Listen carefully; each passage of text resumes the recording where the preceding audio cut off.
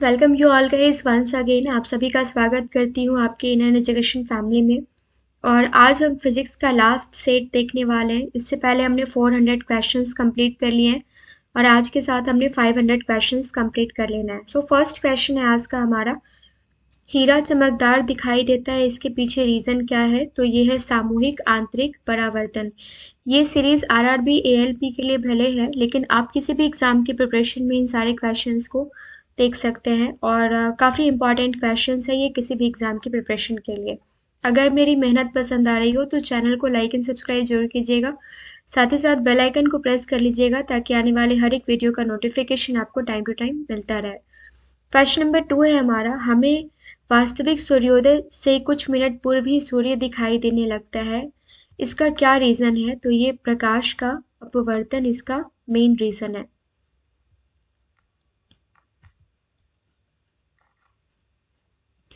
अस्थाई चुंबक पाए जाते हैं, तो ये इस्पात के पाए जाते हैं अस्थाई चुंबक। और सोडियम वाष्प लैंप प्रायः सरक प्रकाश के लिए प्रयुक्त होते हैं। ये क्यों प्रयुक्त किए जाते हैं? क्योंकि ये चमकदार रोशनी देते हैं, जो आपने सड़क के दोनों तरफ या बीच में लगा देखा होगा। नेक्स्ट क्वेश्चन है, सूर्य ग्रहण कब होता है? जब सूर्य और पृथ्वी के बीच चंद्रमा हो तो सूर्य ग्रहण होता है। सूर्य ग्रहण के समय सूर्य का कौन सा भाग दिखाई देता है? तो ये किरीट कोरोना भाग जो होता है वो दिखाई देता है। नेक्स्ट क्वेश्चन है, सूर्य ग्रहण कब होता है? तो ये प्रतिपदा अमावस्या में होता है। सूर्य की किरणों में कितने रंग होते हैं? टोटल 7 रंग होते हैं। और समुद्र नीला प्रतीत होता है, इसके पीछे क्या रीजन है? तो आकाश के परावर्तन तथा जल के कणों द्वारा प्रकाश के प्रकीर्णन के कारण समुद्र का जल जो है ये नीला प्रतीत होता है। सबसे कम तरंग दैर्घ्य वाला प्रकाश अगर पूछा जाए तो बैगनी है, विबग्योर आप याद रखेंगे। और सबसे ज्यादा अगर पूछा जाए तो ये रेड कलर है। श्वेत प्रकाश के नली में कैसे पैदा करते हैं? श्वेत प्रकाश को नली में कैसे पैदा करते हैं, माफ कीजिएगा, तो ये तंतु को गर्म करके पैदा करते हैं। और विषुवत रेखा पर नति कोण का मान क्या होता है? तो ये नति कोण का मान होता है 0 डिग्री। ओके। विद्युत धारा का चुंबकीय प्रभाव सर्वप्रथम अवलोकित किया गया था, तो ये ओरेस्टेड द्वारा अवलोकित किया गया था। और वायुमंडल में प्रकाश का विसरण का क्या कारण है? तो ये है धूल कण।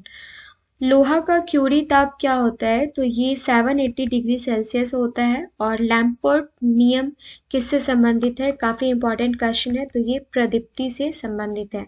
लाल कांच को अधिक ताप पर गर्म करने पर वह दिखाई देगा, तो क्या दिखाई देगा? वो दिखाई देगा हरा।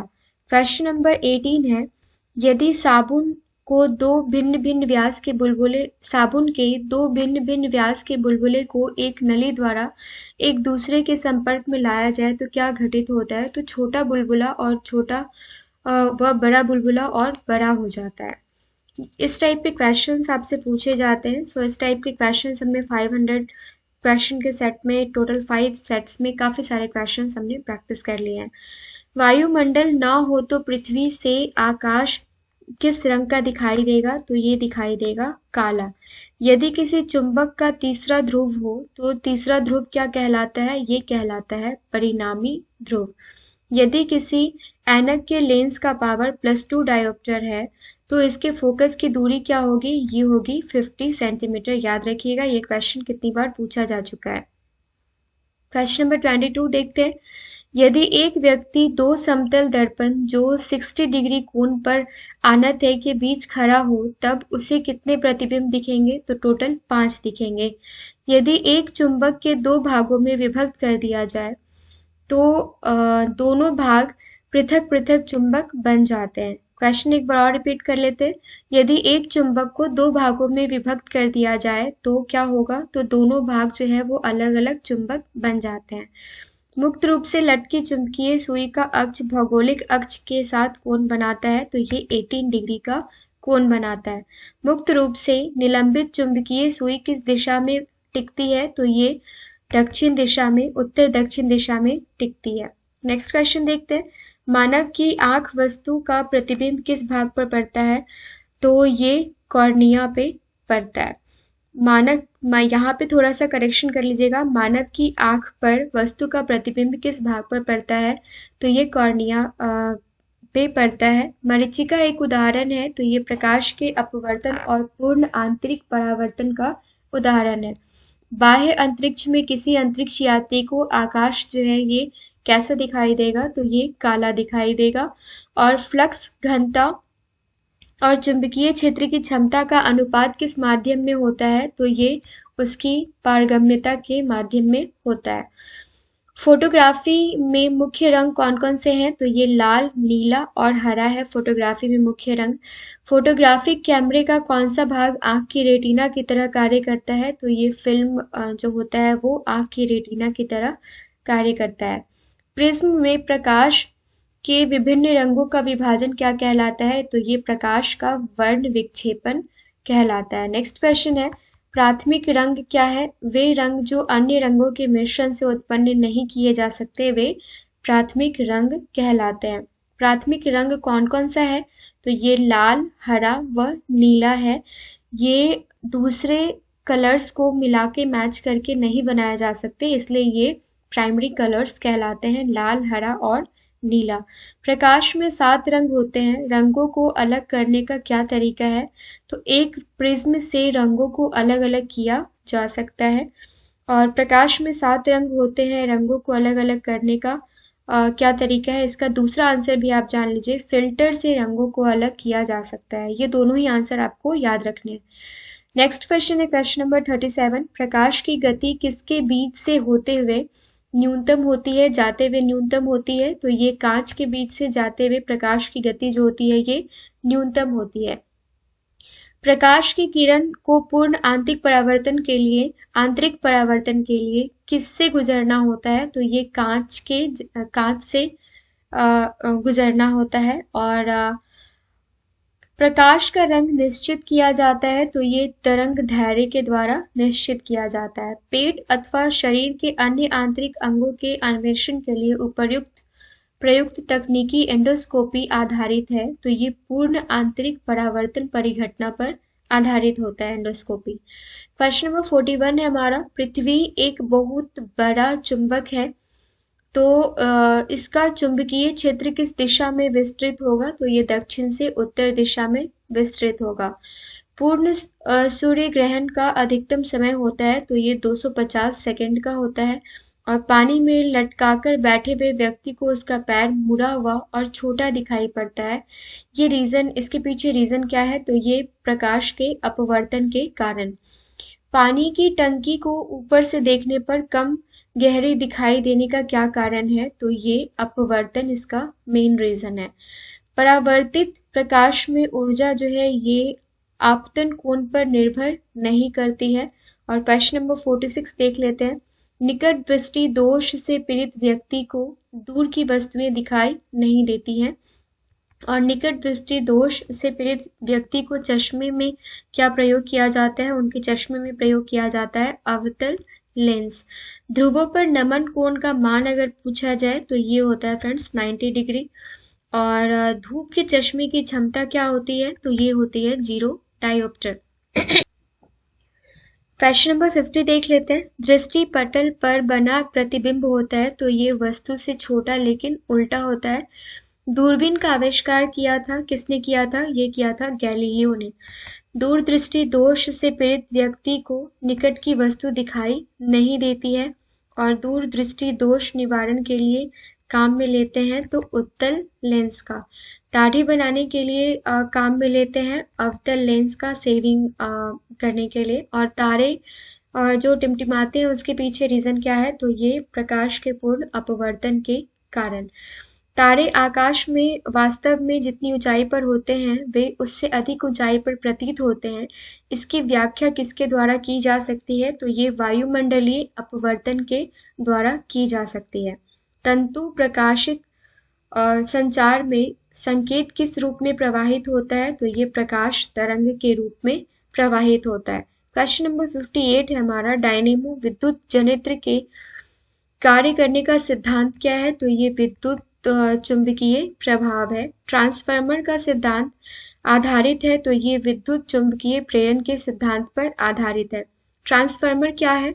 तो ये एसी वोल्टता को घटाने और बढ़ाने में प्रयुक्त होता है। जिस सिद्धांत पर ऑप्टिकल फाइबर काम करता है वह क्या है? तो ये पूर्ण आंतरिक परावर्तन के सिद्धांत पर कार्य करता है। जब प्रकाश के लाल, हरा व नीला रंगों को समान अनुपात में मिलाया जाता है तो परिणामी रंग क्या होता है? तो ये लाल, हरा व नीला रंग को मिलाने के बाद समान अनुपात में सेम रेशियो में सफेद रंग बनता है।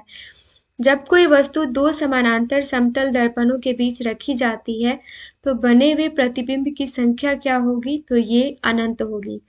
जब एक कॉम्पैक्ट डिस्क सीडी जिसको आप कहते हैं सूर्य के प्रकाश में देखी जाती है तो इंद्रधनुष के समान रंग दिखाई देता है। इसकी व्याख्या की जा सकती है तो ये अपवर्तन, विवर्तन एवं परागमन की परिघटना के आधार पर इसकी व्याख्या की जा सकती है। क्वेश्चन नंबर 65 है हमारा, चुंबकीय सुई किस तरफ संकेत करती है? तो ये उत्तर की ओर संकेत करती है। और चुंबकीय याम्योत्तर और भौगोलिक याम्योत्तर के बीच कोण को क्या कहते हैं? तो ये कहते हैं चुंबकीय दिक्पाल। क्वेश्चन नंबर 67 है, चुंबकीय क्षेत्र का मात्रक होता है तो ये होता है गॉस। काफी इंपॉर्टेंट क्वेश्चन है, याद रखिएगा। डायोड से धारा कितनी दिशाओं में बहती है? तो ये सिर्फ एक दिशा में बहती है। चुंबकीय कंपास की सुई किस ओर इंगित करती है? तो चुंबकीय उत्तर व चुंबकीय दक्षिण की उत्तर दक्षिण की ओर इंगित करती है। चुंबक चुंबकीय पदार्थों जैसे लोहा, निकल, कोबाल्ट आदि को आकर्षित करते हैं। वे प्रतिकर्षित कर सकते हैं तो ये प्रतिचुंबकीय पदार्थों को। ओके, नेक्स्ट क्वेश्चन देखते हैं। चंद्र सतह पर एक प्रेक्षक को दिन के समय आकाश का रंग क्या दिखाई देगा? काला दिखाई देगा, क्योंकि वहां पे वायुमंडल नहीं होता है। चंद्र ग्रहण घटित होता है तो ये होता है पूर्णिमा के दिन। और चटका हुआ कांच चटकीला प्रतीत होता है तो ये पूर्ण आंतरिक परावर्तन के कारण। खतरे के संकेतों के लिए लाल प्रकाश का प्रयोग किया जाता है क्योंकि इसका प्रकीर्णन जो है ये सबसे कम होता है।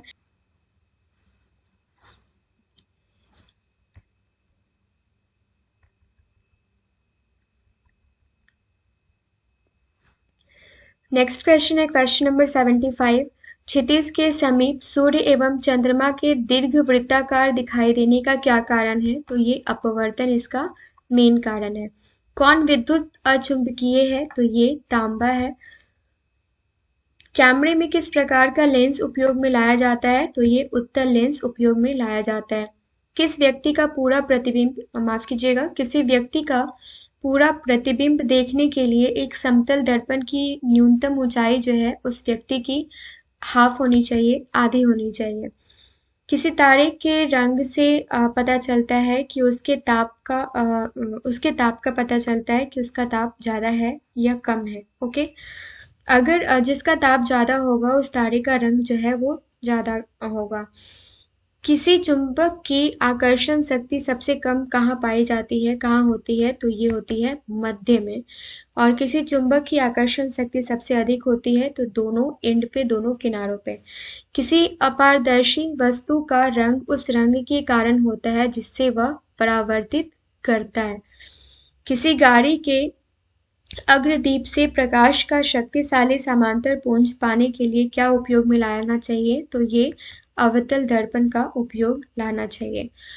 नेक्स्ट क्वेश्चन है क्वेश्चन नंबर 84। एक समान चुंबकीय क्षेत्र में बल रेखाएं होनी चाहिए एक दूसरे के समानांतर। और क्वेश्चन नंबर 85 है, एक स्वतंत्र रूप से लटका हुआ चुंबक सदैव ठहरता है तो ये उत्तर दक्षिण दिशा में ठहरता है। एक स्थिर चुंबक हमेशा दर्शाती है तो क्या? तो ये उत्तर उत्तर तथा दक्षिण दक्षिण दिशा जो है ये दर्शाती है। एक गोलाकार वायु का बुलबुला किसी कांच के टुकड़े में अंतः स्थापित है। उस बुलबुले से गुजरती हुई प्रकाश की किरण के लिए वह बुलबुला किसकी तरह व्यवहार करेगा? तो ये अपसारी लेंस की तरह व्यवहार करेगा। उचित रीति से कटे हीरे की असाधारण चमक की आधारभूत कारण क्या है? काफी इंपॉर्टेंट क्वेश्चन है। उसका अति उच्च अपवर्तन सूचकांक होता है। क्वेश्चन नंबर 89 है, इंद्रधनुष में किस रंग का विक्षेपण अधिक होता है? तो ये होता है बैगनी का, और सबसे कम होता है रेड का। क्वेश्चन नंबर 90, इंद्रधनुष के कितने रंग होते हैं? 7 होते हैं। क्वेश्चन नंबर 91 है, आवर्धक लेंस वास्तव में क्या होता है? तो ये होता है उत्तल लेंस। आइरिस का क्या काम होता है? तो ये आंख में जाने वाले प्रकाश की मात्रा को नियंत्रित करता है। आप देखते होंगे कि आपकी आइज पे अगर अचानक से ज्यादा लाइट पड़ता है तो आपकी आइज ब्लिंक करती है, आपकी आइज बंद हो जाती है। तो ये आइरिस का काम होता है। आइंस्टीन के E is equal to mc² समीकरण में c क्या है? तो ये प्रकाश का वेग है। अस्थाई अस्थाई चुंबक बनाए जाते हैं, तो ये नर्म लोहे के बनाए जाते हैं। और सितारों में अक्षय ऊर्जा के स्रोत का क्या कारण होता है? तो ये हाइड्रोजन का हीलियम में परिवर्तन होता है। साबुन के बुलबुले के अंदर का दाब जो है वो वायुमंडलीय दाब से अधिक होता है। और साइक्लोट्रॉन एक ऐसी युक्ति है जो आवेशित कणों को ऊर्जा प्रदान करती है, ये याद रखिएगा। अस्त होते समय सूर्य लाल किस कारण दिखाई देता है? तो ये प्रकीर्णन के कारण दिखाई देता है। और अवतल लेंस प्रयुक्त होता है सुधार हेतु, तो ये निकट दृष्टि दोष के सुधार हेतु। अबिंदुकता का दोष दूर करने के लिए किस लेंस का प्रयोग किया जाना चाहिए? काफी इंपॉर्टेंट क्वेश्चन है ये। तो ये सिलेंडरी लेंस का प्रयोग किया जाना चाहिए। सो आज के इस वीडियो में हमने 100 क्वेश्चंस कंप्लीट किया, और इसी के साथ हमने 500 क्वेश्चंस कंप्लीट कर लिए हैं। सो मिलते हैं नेक्स्ट वीडियो में। टोटल 500 क्वेश्चंस हम बायोलॉजी के कंप्लीट करेंगे, उसके बाद मोस्ट इंपॉर्टेंट 50 टॉपिक्स हम साइंस के कंप्लीट करेंगे, and most important 50 questions maths के, and most important questions and topics previous year questions वगैरह हम रीजनिंग के डिस्कस करेंगे। सो आई होप मेरी मेहनत आपको पसंद आई होगी। अगर कोई भी कमी नजर आती है तो मुझे कमेंट सेक्शन में कमेंट करके जरूर बताइए। मिलते हैं नेक्स्ट वीडियो में। Thank you so much.